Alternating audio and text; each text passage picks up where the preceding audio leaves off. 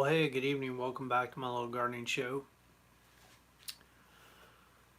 Wanted to take you along tonight, give you a little update on some of the stuff here in the grow room, and I don't know, talk about life. Yeah, fun times. So,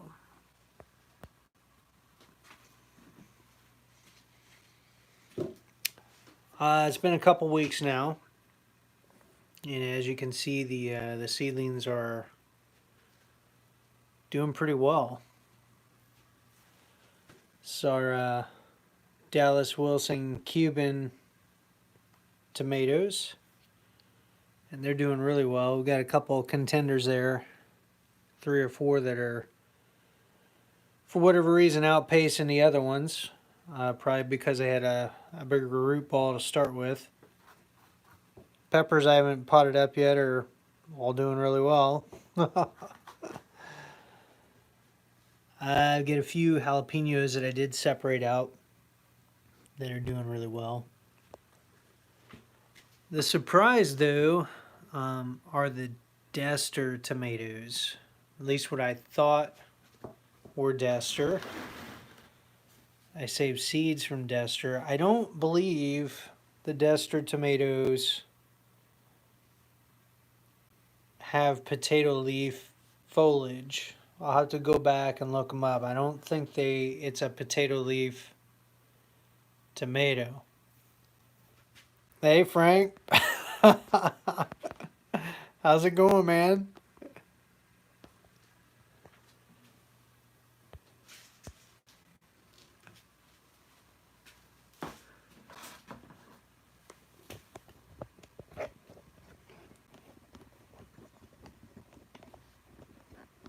Sorry I was a little late on my response.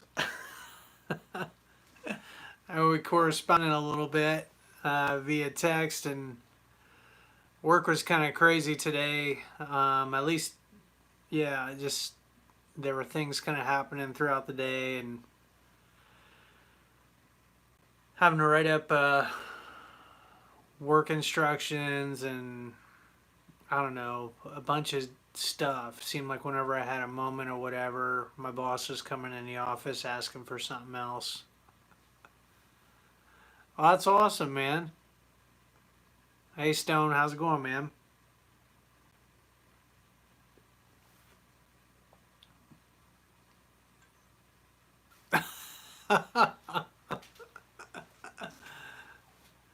That's too funny.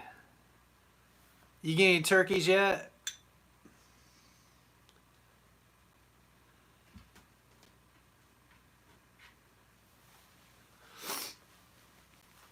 Well, as for me, I got home from work and putzed around a little bit.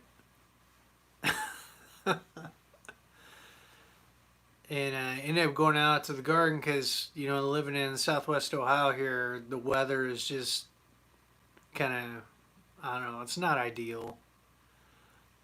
And Stone, you know the weather forecast because you sent me uh, the weather forecast. But it's supposed to get down to like, I think 26 or 27 tomorrow night. And, you know, so I've got all this stuff that I planted last weekend, and albeit it's cold weather stuff, so they can tolerate a little bit of frost and like cooler temperatures. But, you know, getting in the 20s, that's when you start getting into like killing frost, you know, and stuff like that. So I went over tonight. We went and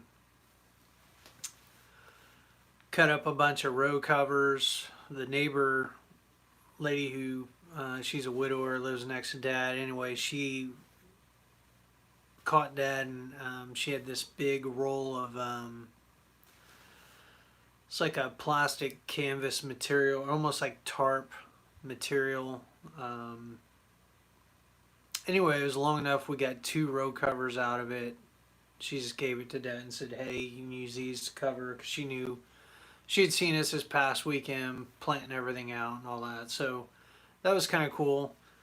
And then we had we were looking around in the little shed, and there was 2 rolls of the landscape or weed barrier fabric that was 100 foot long. So that was great. We were able to cut the rest of the row covers for everything, so got it all ready to go. So tomorrow night when I go over there, we're gonna put fence posts down and like to lay on top weights, bricks, whatever, to cover everything. You know. Hey Tom. Tom's been busy. He's been working on my car.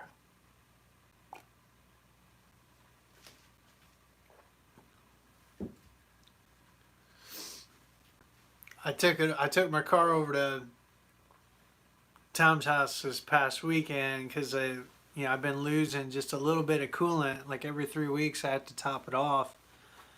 And it's like, man, I got a leak somewhere. So took it over, and come to find out, I had a leak in the lower valve gasket or whatever the engine, which is not good. So anyway, Tom's got the car and it's going to be doing some extensive engine work.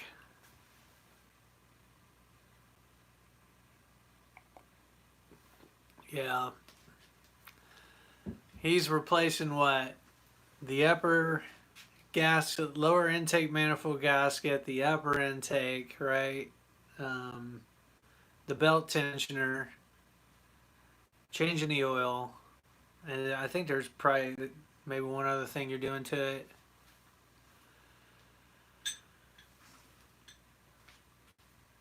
But I don't know. I'm starting to like the Lincoln that my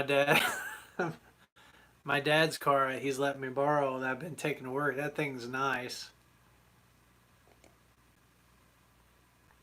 Oh, thermostat.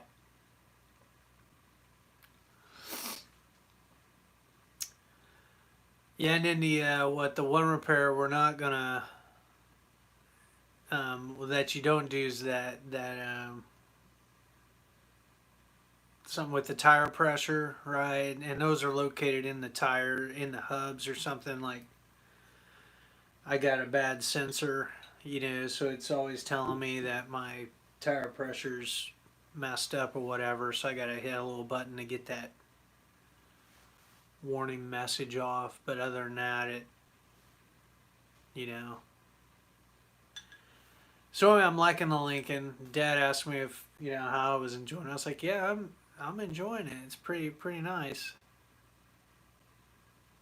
Yeah, TPMS sensor. So I need to get that fixed at some point.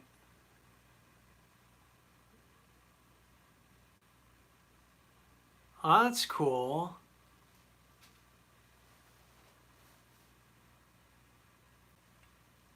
Yeah, I know that what the Victory Gardens were a real big deal back in World War II.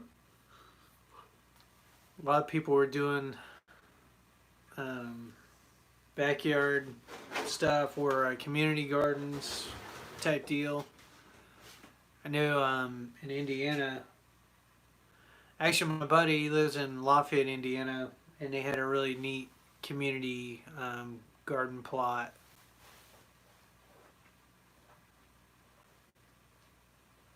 Yeah.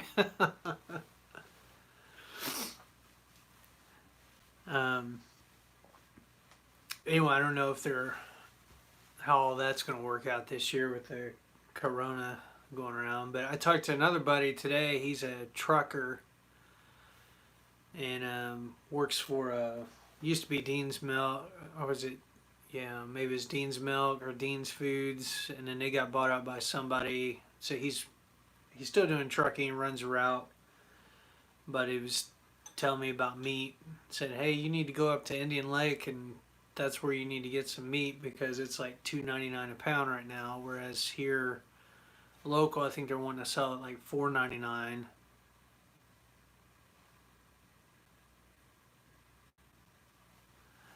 Yeah, it would be kind of cool.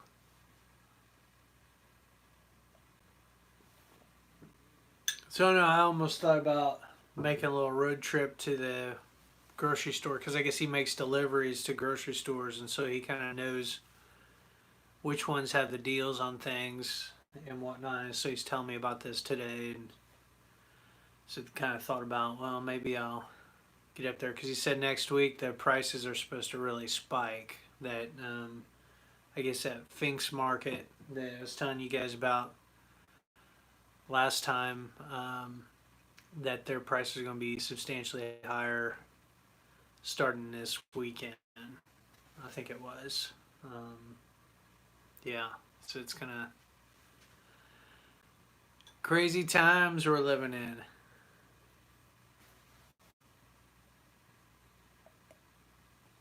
And then we heard today, well, I guess the other day, Ohio governor, went online and was talking about, I think it was like 375 million or some crazy number they're cutting out of the state budget.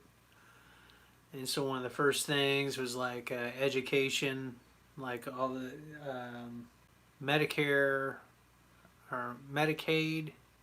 I think it was Medicaid programs, education were going to be kind of the first cuts.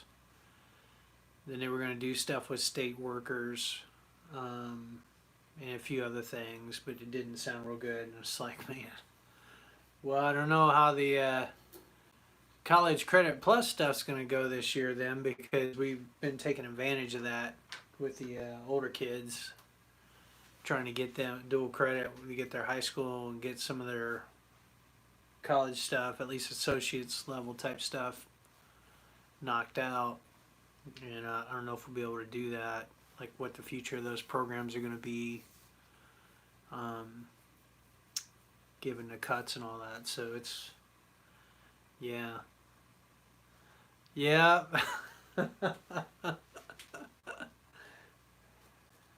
So I don't know. But the gardening season's still on right now. I mean, so far I've been able to do everything and I'm kind of on schedule with stuff and got these plants going. We'll go one more time over here.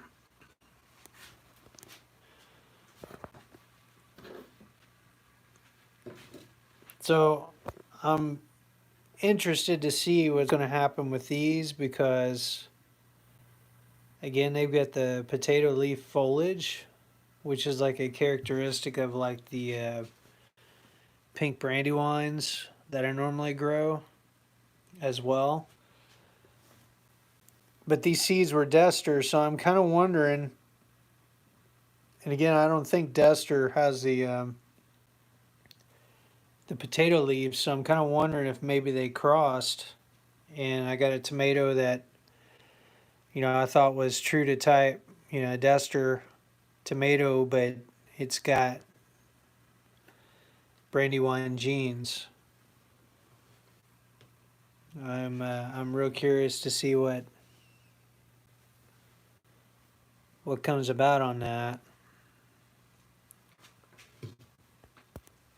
And typically, if you have a cross like that, at least from what I've read, it's not stabilized yet. So like, it's basically a hybrid, and so subsequent generations could revert back to traits of one of the parents. Yeah, he's got a real nice setup, that Justin Rhodes. All right, Stone, man. I catch you next time, man. Hope you get a turkey. Looking forward to getting some fish from you.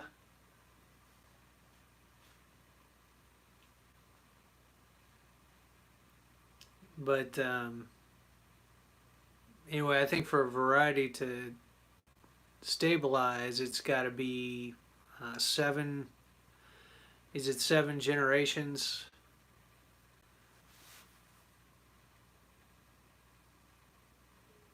Maybe it's 4.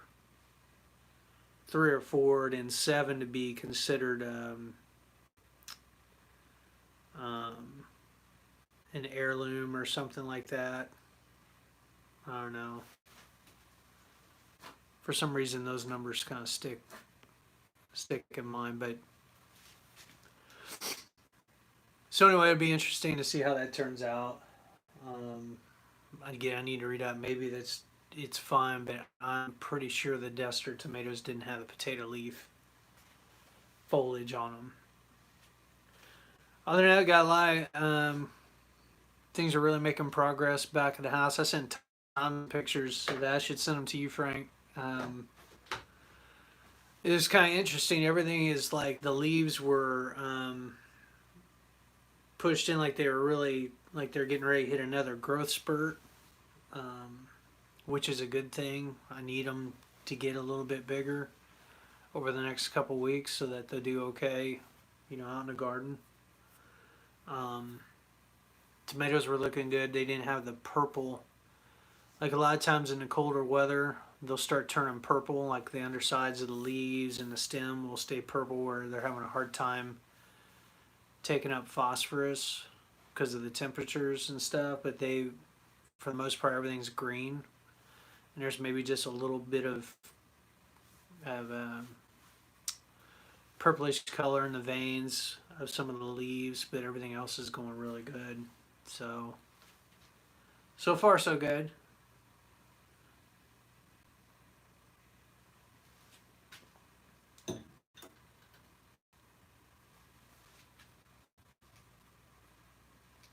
Yeah, maybe that's what it was.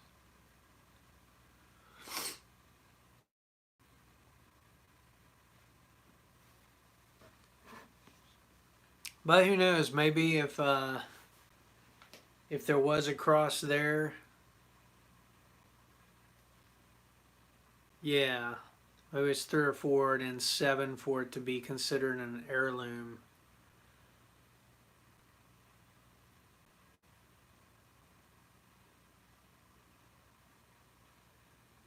I'll have to look up the definition of that.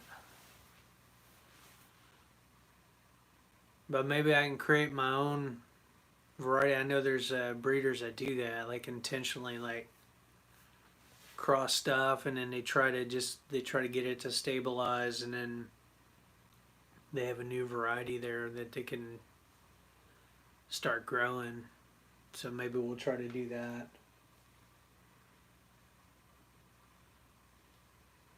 The other possibility is that it could be true black Brandywine, because that's another. The potato leaf, I did Brandywine and true black Brandywine, and typically I plant them down that trellis. Who knows? The other possibility is maybe I mislabeled the seed packet.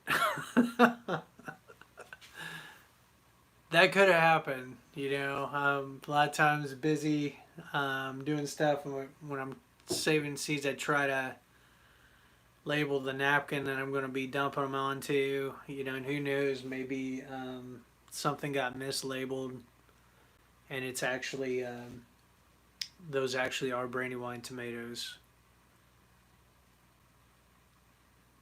I guess we'll find out. I got a tray of them, 18. Maybe I'll give Tom some. He can grow some of them.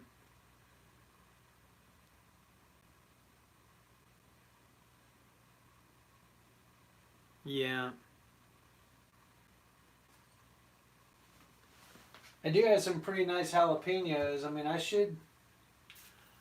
should transplant some of these. What's kind of interesting too is I got these little like plant flies. Oh, and then the other thing that's interesting, so I had started another pot of the DWC, and it's been a good 2 weeks, and I've still got those dormant seeds. I still got stuff that's sprouting, and coming up. So right now, 7 more that have appeared, and there might be some more. I put probably 15 more seeds or so in there. So that's kind of interesting too. Kind of gives me a benchmark on the older seeds, and give them more time to sprout and appear. The other thing I need to do tonight is water all these suckers in, so we could do that real quick. Kind of flip this around.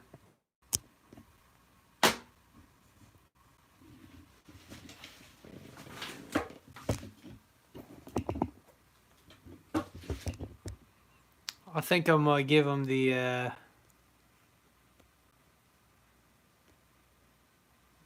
mitt lighter treatment tonight.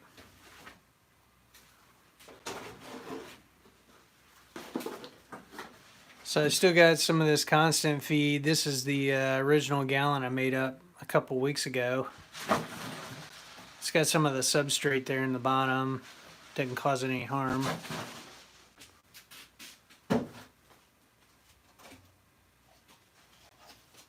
We're just going to take this solo cup that's got one, I don't know if you can see that, one hole.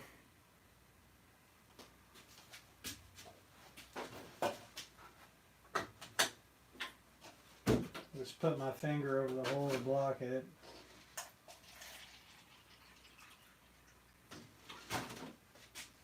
Fill up the cup and we'll start running it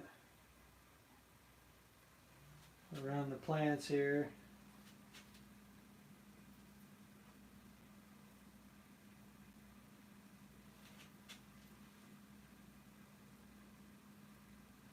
I was talking to my dad tonight. He's been using the mitt lighter on my sister's flowers. He said they are doing better. She was having a lot of problems getting her stuff to grow and whatnot. So I mean, the stuff does work.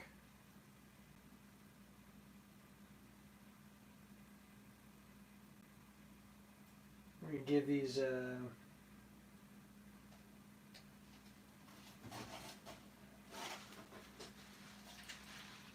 DWC tomatoes a little extra dose of this.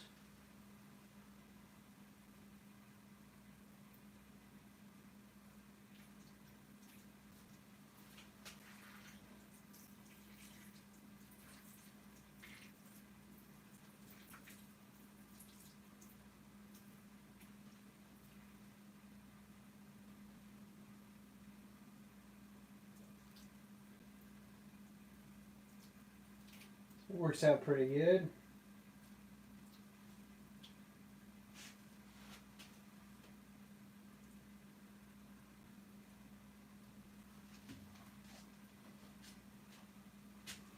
We'll go ahead and give our little pots over there a dose.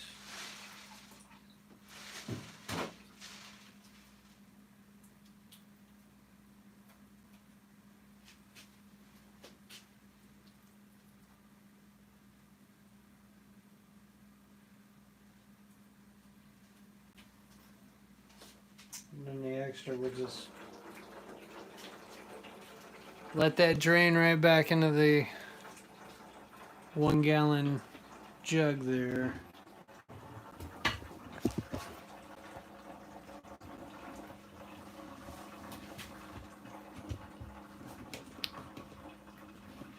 One thing that's not doing like super well is my lettuce.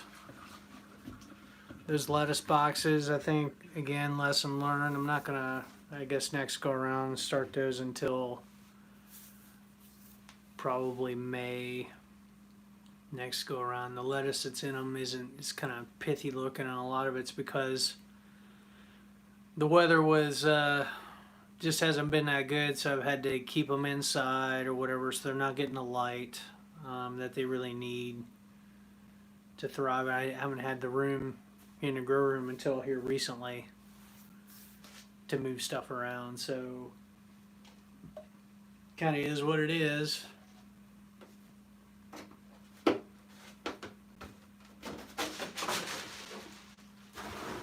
So what else is going on for you guys?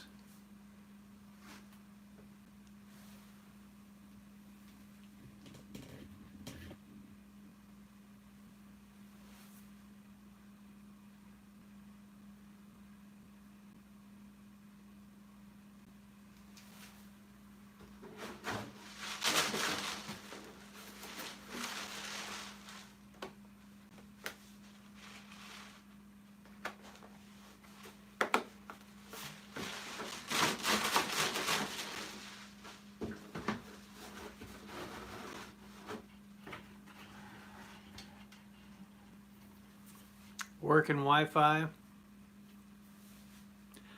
Hey, you were telling me about a router that could prioritize um, my devices over the kids. I'm kind of wondering if my router can do that because it's a pretty nice one. Trying to think of the model. I'll have to shoot you. I think I still have the box actually.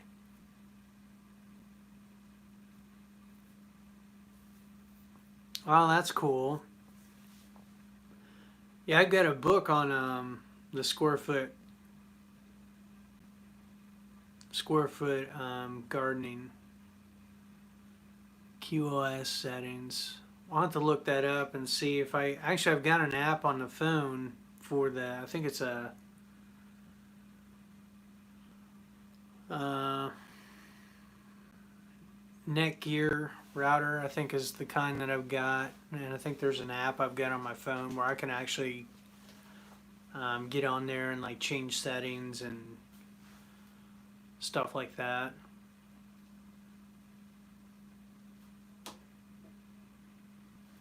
Yeah, I was going through my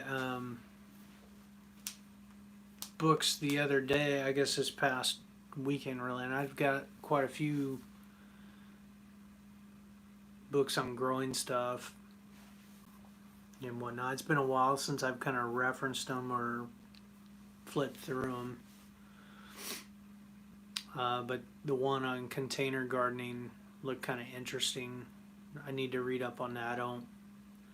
I've not done a lot of container gardening.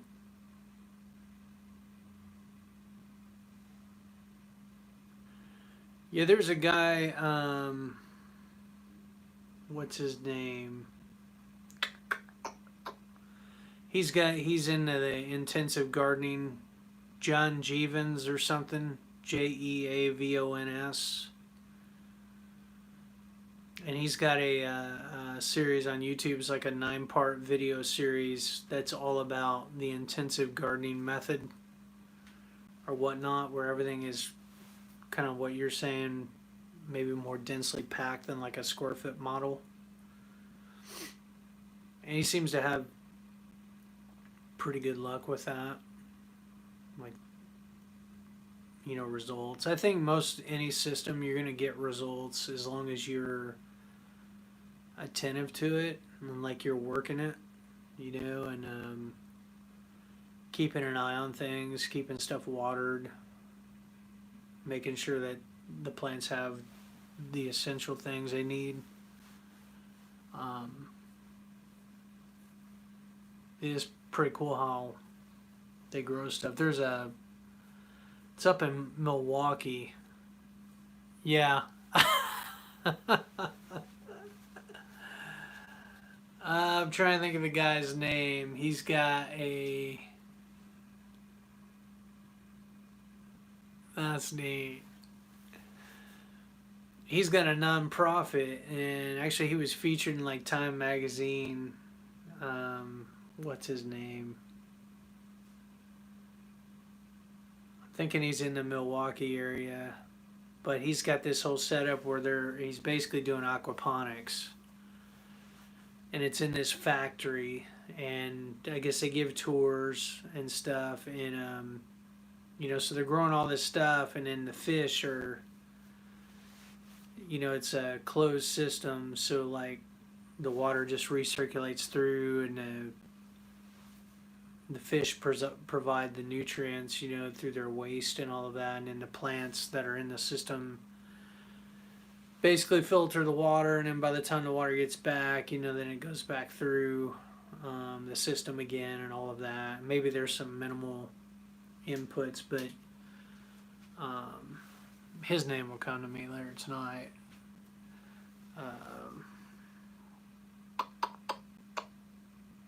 Heck, you probably do a real quick internet search, and we.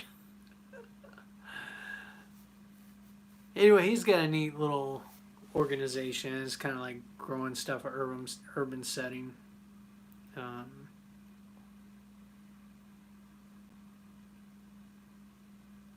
It's not coming to me though. I can't think of that.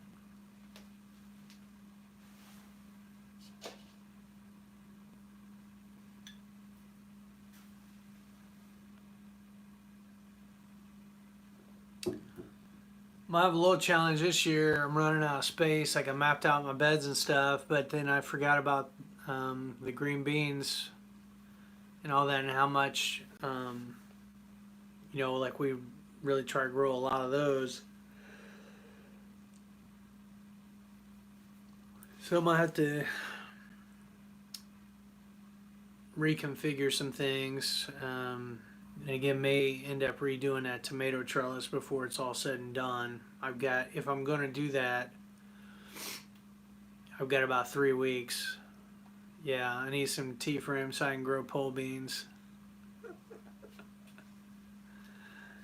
But I got about 3 weeks to do it, and then, before it's planting time. So,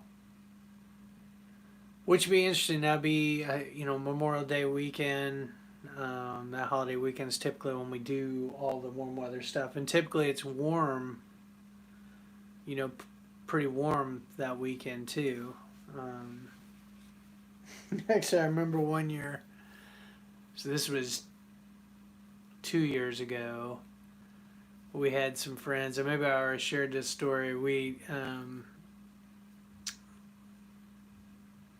They're kind of the same situation like us, like where we used to live, where we didn't have a lot of close family around that we could count on or whatever, because everybody was, lived out of state, or lived 3 hours away, whatever.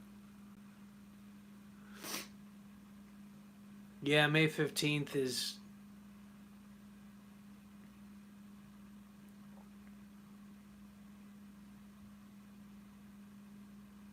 Yeah. I remember they hit us up, said, hey, just in case, we can't get a hold of our family or whatever, can you watch? Would you be willing to take on our 3 kids or whatever? And we're like, oh yeah, no problem, whatnot.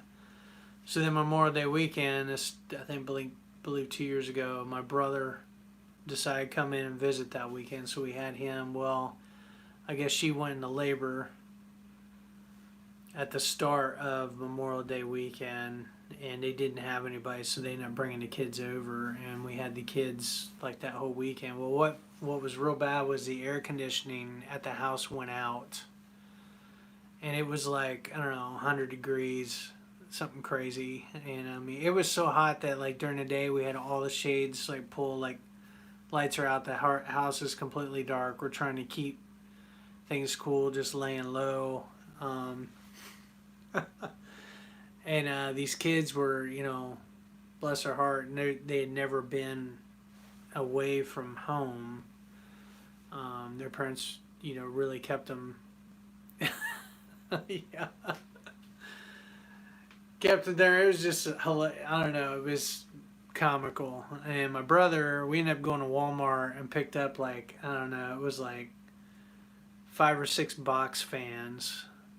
And we had the windows, we had box fans in the windows and stuff, and I'm sure the neighbors just thought it was hilarious. Kind of wondering what was going on, but so anyway, yeah, Memorial Day weekend, usually it's warm enough to do some stuff, and I don't know, I'm looking forward to it. And that's coming up quick. I mean, it's already, May 6th? So 2.5 weeks, 3 weeks. We'll be right there. Yeah, months just flying by. So, trying to think what else is going on. Oh. I got decent sleep last night. I don't know why I'm tired.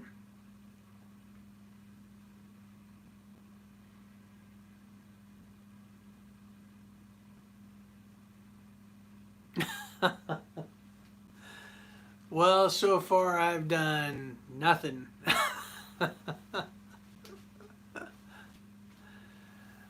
We did I guess the one thing I did do was church is doing, basically they reached out to all the dads and they wanted us to make these little videos of the kids, the little kids.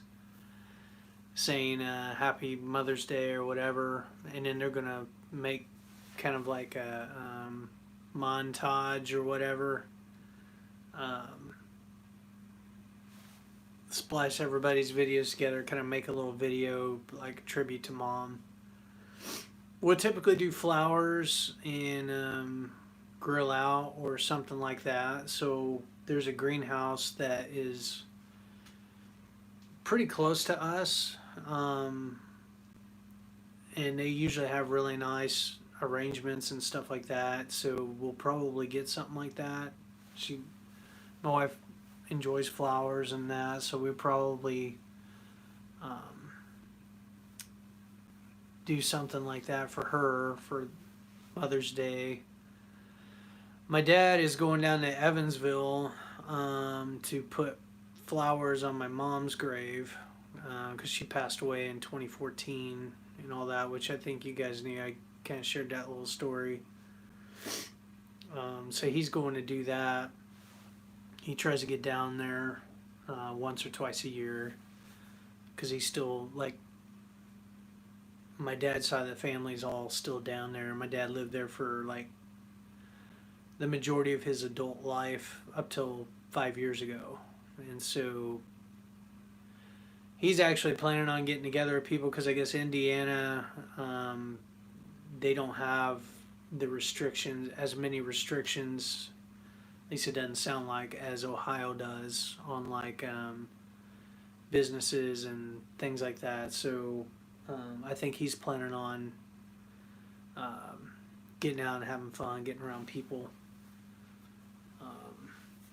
spending time with some family and stuff like that. And meanwhile, we're probably going to be cooking out, hanging out, doing some planting, just trying to enjoy the weekend. I think we're going to be dog sitting my sister's Yorkie doodle or whatever.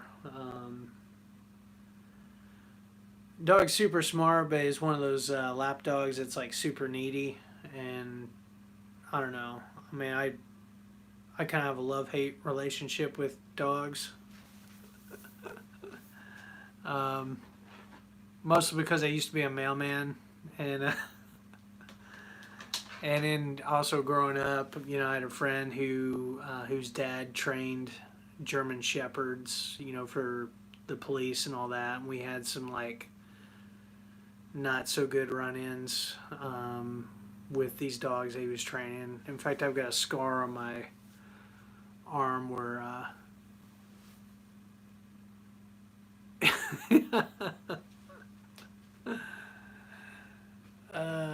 a dog had chomped down on my arm like a pork chop, and and whatnot. And my brother's got a scar in his face where the dog had one time had jumped up and clawed his face and had to go to the hospital and get his face stitched up. I don't know.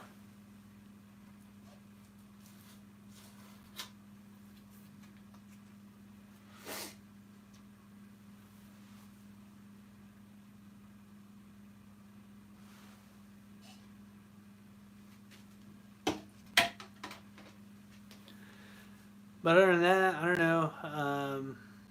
Kind of see how things play out. But you guys got anything else going on?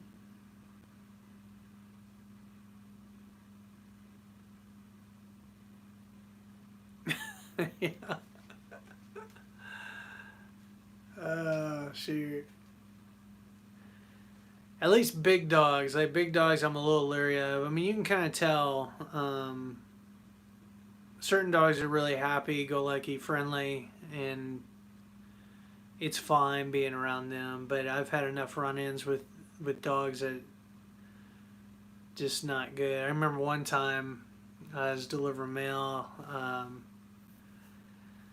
and went to this business and I had a certified letter or something for them and get to the door and they've got a black Labrador and the dog seemed cool at first, you know, no issues, wagging its tail. As soon as I turned around to follow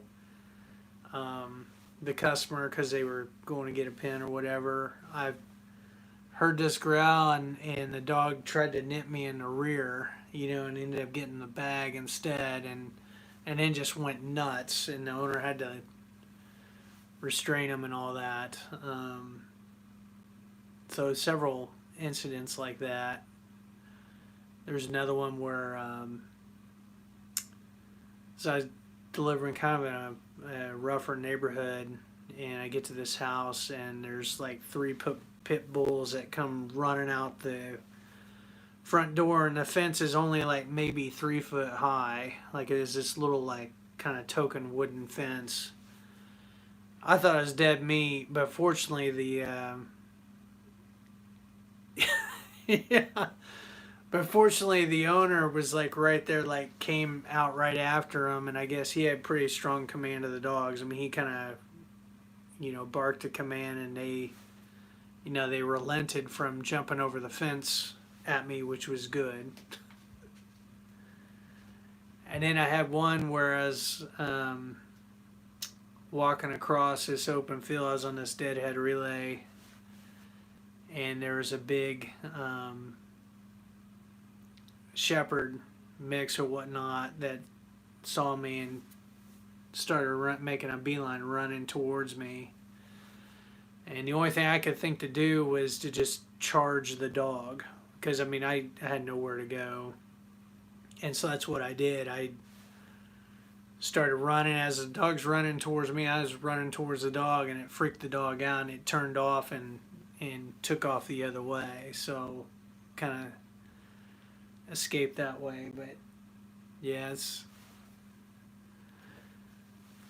kind of crazy. And then the last one, probably the most ironic one in some ways, was at one point I was supervising, where I'd kind of moved up into another role, whatever, and I was with this gal where we had to evaluate routes at least once a year, and usually in the springtime around March.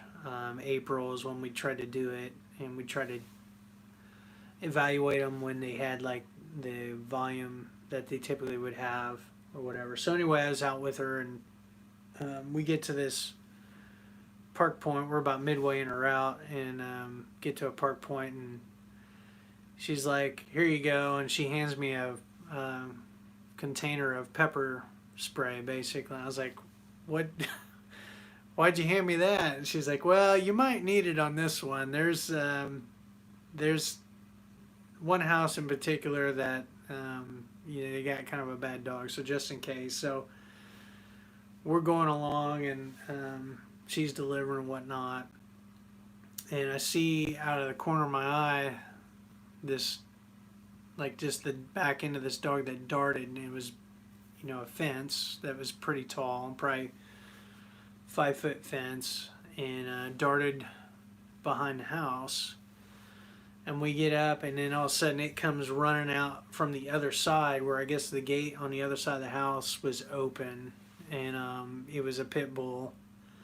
It's come running full speed and comes at me, and I've got this clipboard. I've got this handheld computer that I'm entering information in, and I've got this clipboard, and I got the pepper spray in my pocket. So the only thing I can do is get the clipboard down, and it was enough that I was able to deflect the dog into the gutter, the downspout of the house that was on the porch, and the dog just started rapidly attacking the gutter like it gone crazy, like it didn't know what was happening or whatever, and was trying to bite the gutter and was growling. And here I start screaming, like yelling, and the owner comes out, gets the dog, apologizes. I look down, my thumb's bleeding, and I thought that the dog had maybe got my thumb, but what it was the metal clip on the clipboard, when I pivoted the board, sliced my thumb, which was no big deal. We were fine. So,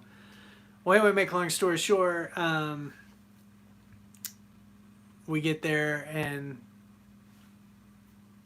basically the batteries in my handheld died, and I ended up losing the data that we had, so I ended up having to go out with her the next day to try to get an evaluation done. and we come up to the house and it was completely vacant. Like whoever was there, because the guy come up. I mean, not to stereotype people, he seemed like there's something a little off, like maybe he's a drug dealer or something. And I think maybe because he knew we were like federal government, it freaked him out or something. I don't know. But the house was vacant, like it was empty. There was nothing in the backyard, like gone, cleared out. So I was kind of, it was interesting. So, anywho, I digress.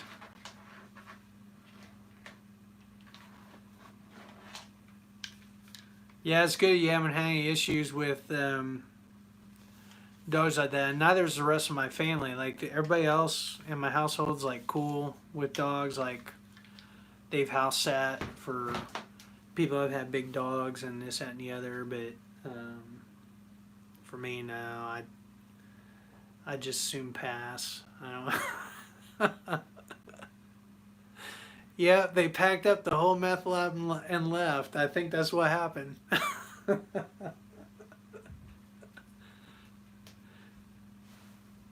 It is pretty funny. So,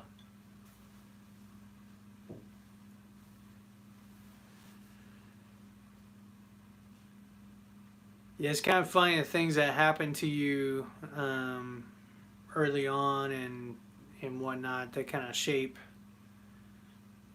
decisions you make later on, and how you deal with things and all of that.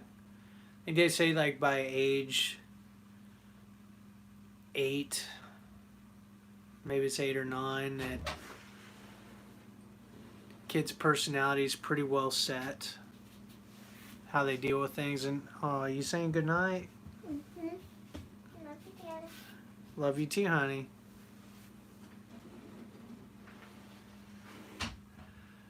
Well, I should probably get going because if they're coming down, I need to get these kids tucked in. But it's been good chatting with you guys. We'll have to catch up again and kind of see how things play out with these plants and all that.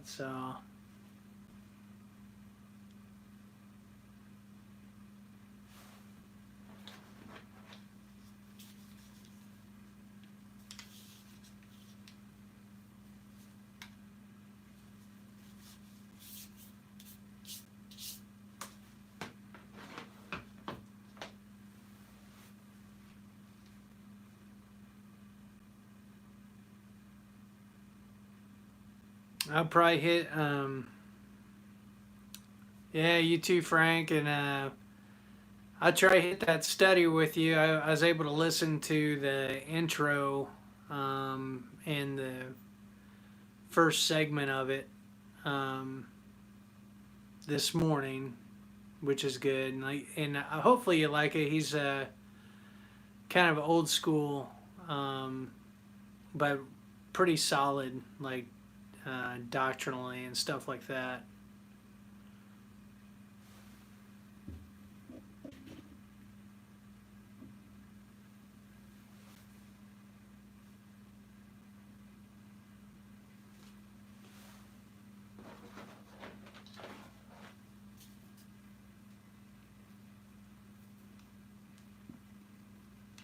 So anyway, I guess I'll